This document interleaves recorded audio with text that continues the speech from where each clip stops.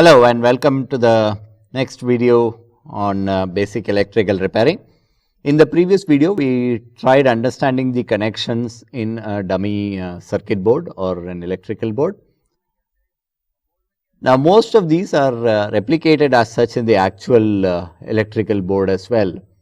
So, in this video, we are going to try and open up an actual live board and see how the connections are placed in an actual board.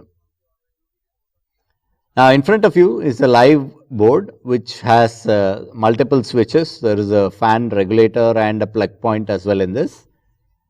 And this, I am sure, controls several equipments in the room, including the fan, tube light, and maybe bulb also. So, let us try and open up this and understand how the connections are given, and take a look at how we need to keep safety aspects in mind while we are working on the live board. Now, first of all, whenever you are working on a live board, it is important to ensure that you switch off the mains. This is to ensure that you do not suffer any electrical shocks. However, if you want to check components there, obviously you cannot switch off the main switch, in which case you need to use the appropriate tool to ensure that you work on the board. So, first of all, you use the tester to check if power supply is coming in the right positions.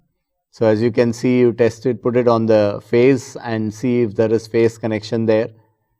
You may even want to use the tester on the screws on the switchboard, just to ensure that there is no short circuit inside, which could result in power flowing into other metallic things like the screws on the switchboard.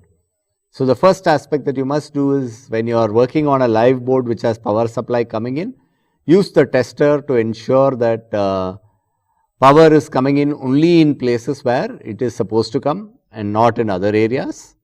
Now, while you are doing any of this stuff, please ensure that you are wearing adequate safety equipment such as your shoes or slippers, just to ensure that you protect yourself from any unforeseen electrical shock.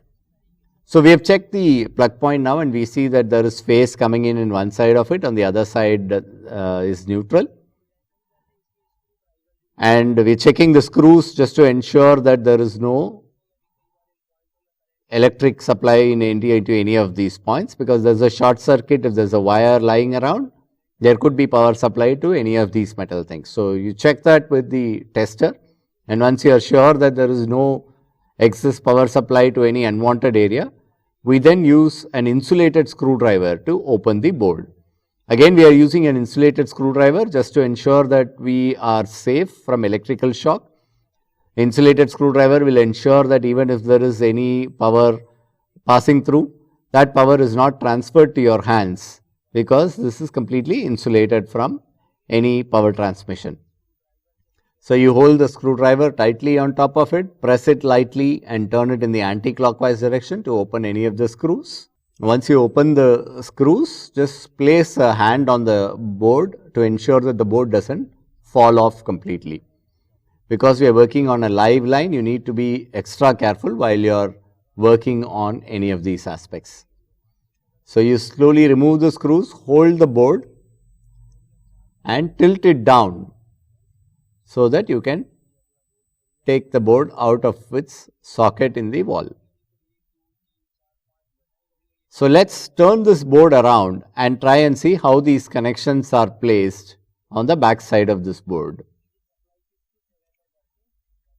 Again, be very careful while you are doing this, so that no wire is disconnected and you do not touch any of the live wire on the board. As you can see, the back side of the board has some full maze of wires, but it is not very difficult to understand what is what here if you know the basics of household wiring supply. Now, first of all, there will be a neutral wire. The blue color one is the neutral that is plugged into the socket. Let us place the board a little more clearly so that we can understand it. So, there are switches and then there is a socket there. So, the blue color wire is the neutral wire, and neutral is provided at the socket here. So, if you touch the neutral, there will be no power, but if you touch the socket, you will be able to see the power supply coming in when you switch on the switch for that socket. The phase is directly given here. There is a red wire that connects the phase, and all the switches have, the bottom portion of the switches have phase connected to it. The top portion of the switch does not have phase connected to it because the switches are in off position now. But when you switch on, the current will flow through and you will be able to see power coming in into the top portion of the switches also.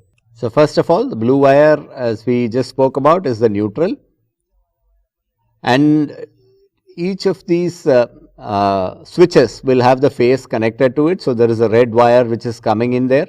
The red wire is the phase wire that comes from the meter. So, the red phase wire is a little thicker because it is coming from the main line. So, this is a heavy wire that is connected here, and this phase wire is then transmitted to all the switches through a single wire there. So, you can see that there is a single wire that runs in the bottom part of all the switches, and this ensures that the phase is connected to all the switches.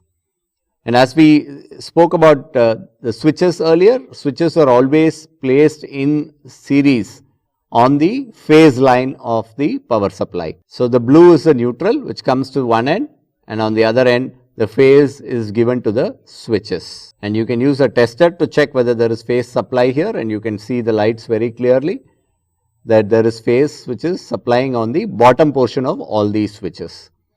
This phase power is transferred to the top portion of the switch only when you switch on the respective switch. And when you turn on one of the switches, you will be able to see the phase coming into the top portion of the switch.